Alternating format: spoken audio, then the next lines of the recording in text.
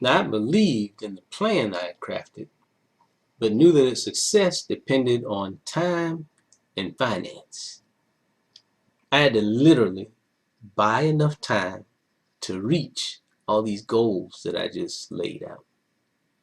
Now, our wedding, honeymoons, both to Maui, debt, exit from the charter school world, and entry into my first sabbatical were all financed by the sale of a retained asset from the first company I helped to start. Now, I'll tell you that story another time. Now, I negotiated that sale myself with representatives from a foreign country and learned a lot from the process. And I was able to do it because your mama believed that I could. Boy, that helped me believe that I could. It really did. We weren't married yet. We were about to become engaged. And I told her what was going on and told her what I wanted to do. And she said, hey, well, I believe in you. That means a lot. So anyway, this was a well-timed blessing that allowed me to leave my charter school job. Now, after that departure, my first sabbatical project was to direct our wedding. Your mother confided that the wedding process was kind of overwhelming enough to make her settle for a simple justice of the peace ceremony.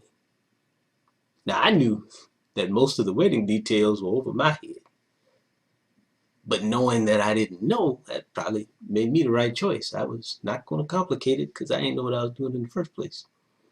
I focused on my strengths: process, finance, production. And then I hired excellent people to help, and then I managed and paid them. That was my management approach. Now, I led the process from behind the scenes. That's a very familiar and comfortable position for me. Whenever we met with service providers about the venue, the menu, invitations, flowers, music, pictures, all the overwhelming details, I kept my mouth shut until your mother deferred to me. Sometimes she would do it overtly. Let's ask my husband. Or she would just look at me like, get this, baby. That totally worked. And it showed me that me and your mom work quite well together, which is a good thing because we're about to get married. In a situation where I experienced care, concern, respect, and support from my partners, that made me feel good. That was new territory for me. It made it so much easier to relax and succeed. Gave me a little clue there. I got to find a way to rinse this and repeat. Because our wedding was one of the greatest days of my life, maybe my signature project out of many projects. Knowing that it was also my most successful, positive, uplifting project experience, that was a very big bonus, aside from getting to marry your mom.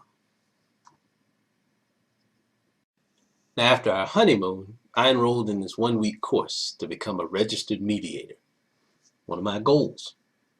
First class showed me that practicing mediation may not present me with any long-term financial opportunity. Now, I did learn a lot, though, about the role of control in conflicts.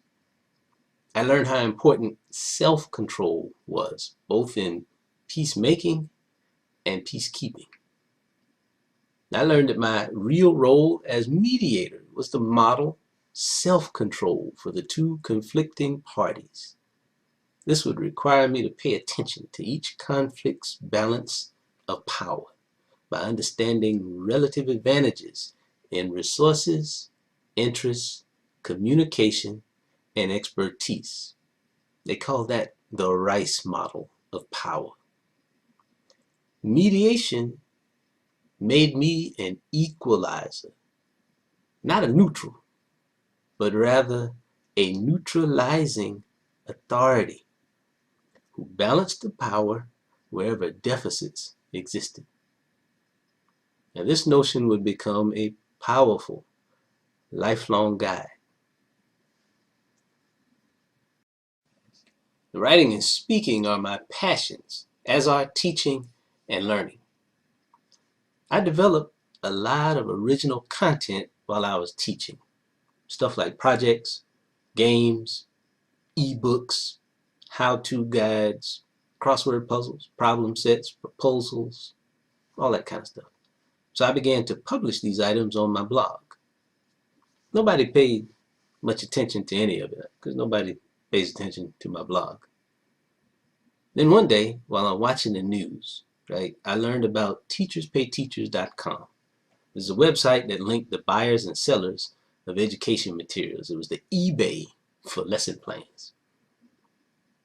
The site publisher's effort made so much sense as a teacher, especially a teacher in the charter school world. Sounded too good to be true. I reviewed the site and immediately noticed that there weren't a lot of people that looked like me, and there also weren't a lot of people that would create content for my grade levels, high school. Now, at this point in my life, it's a common theme that nobody looks like or even thinks like me. So I moved forward, started publishing our entire teaching and learning catalog there. Look out, I had converted my writing, creativity, and problem solving into a product that I could sell. Now I had the opportunity to sell it. Success is where preparation meets opportunity. Now, to date, sold about 750 of our publications. There are plenty of other people who have sold many, many more, right? But I celebrate my progress and I embrace my process. It's not going to be the same as anybody else's.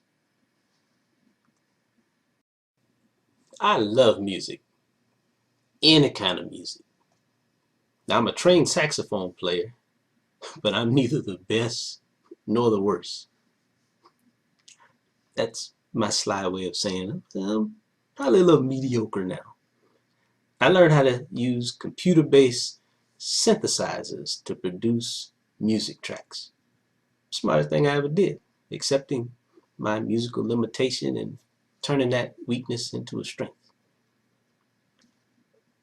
I ain't the best or worst keyboardist in the world either, though. So using the synthesizer, I struggle with that. But my real talents are listening. I have a pretty keen and sensitive ear and feeling. I'm an emotional and sensitive person, so I feel something that is good. And then researching. I know how to find stuff. That may be the greatest of all of those talents. I know how to find stuff. Like for real. Now I can hear a note. I can't tell you what the note is. A beat, melody, groove, and I feel it when it strikes a chord with my soul. Again, I may not know the chord's name. I may not know how to play it. But I know that I like it. And then I know how to find a similar sound in my library or find the sound and put it in my library. And my library is big. Awareness of your limitations is a strength. It influences you to focus on your real strengths. Now, using royalty-free samples was my best path to music creation productivity. So I decided to follow it. Now that way, I could create sounds similar to the ones that I heard and really felt and could then go out there and find. I could layer them into new, rich compositions. I could organize them according to mood and tempo. And then one day, I could write lyrics and record my own songs, all in my home studio, which I happen to be sitting in now. Many years ago, though, I had to accept that this would all happen in due time and season. Now, I had written many poems, but I had great difficulty writing songs. I wrote freely. I liked to rhyme sometimes, but I didn't pay a lot of attention to meter and phrasing. I just said what I had to say in however many words. whatever rhythm applied, that's just what the rhythm was. I wrote my first song, it was called Old School, back in 2010 to express what I had suppressed during my charter school days. I just pushed the button and let loose. It was horrible, horrible. I smile when I read the lyrics now, and I even cringe a little bit. Let's say that they were not lyrics of hope, healing, and change. Failure, though, is the womb of success.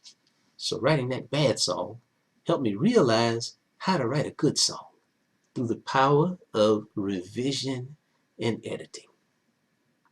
A great lesson.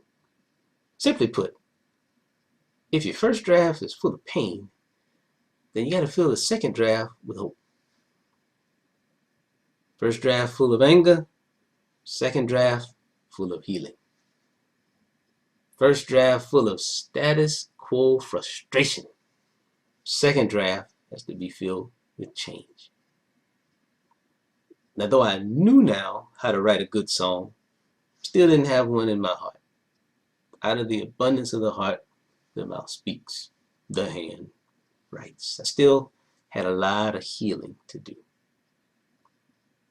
Remember now, awareness of limitations is a strength.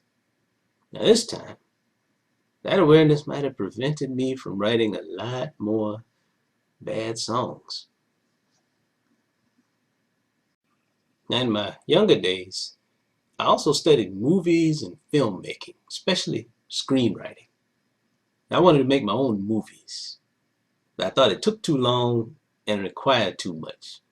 Video cameras, huge, too big, they're cumbersome. Now, film cameras took too much work and money to get hard copy pictures. Scanners, movie making software, all that stuff cost too much, way out of my league, out of my budget. Then I got a client to buy me a $400 digital camera and a $500 CD burner in exchange for doing some extra work. Shout out to the Enterprise Foundation. When that deal worked, figured I better try this thing again. Got another client to buy me 2 Sony Digi-8 video cameras, tripod, some Radio Shack wireless microphones. Shout out to Georgia Tech. Then somebody left a broken Dell computer on my apartment doorstep. That happened to me more than I can even relate to you. Now this one was brand new. This was easily the best one that had ever been left on my doorstep, but it had been struck by lightning. Matter of fact, you could smell the lightning. Well, you wouldn't smell like lightning, but it was like, the stuff that it had burned inside the computer. As I walked up the steps to my door, I could smell it. I fixed it. Good as new. A few days after that, I found this little device called the ADS Instant DVD, a little box that would convert VHS videotapes to a digital format that you could then edit into a movie. That also contained a limited version of ULEAD Video Studio 5 that I could use to make movies and DVDs. I'm dating myself, but this was all 2003, 2004, somewhere in there. These finds gave me the tools to get started. Now, getting married to your mom, that gave me the inspiration. Now, buying wedding photos and videos with unlimited digital reuse rights gave me beautiful content. Shout out to Craig Oberst. Now, I crafted that content into enough beautiful stories to realize I had found my storytelling voice. That helped me stop trying to make blockbuster films that everybody would want to see. Instead, I started telling the stories of my heart. For out of the abundance of the heart, the mouth speaks, the hand writes. and the eye perceives. My films feature the people, virtues, and ideas that I love. Now, inspiration elevates and energizes. It turns work into the most joyful form of play.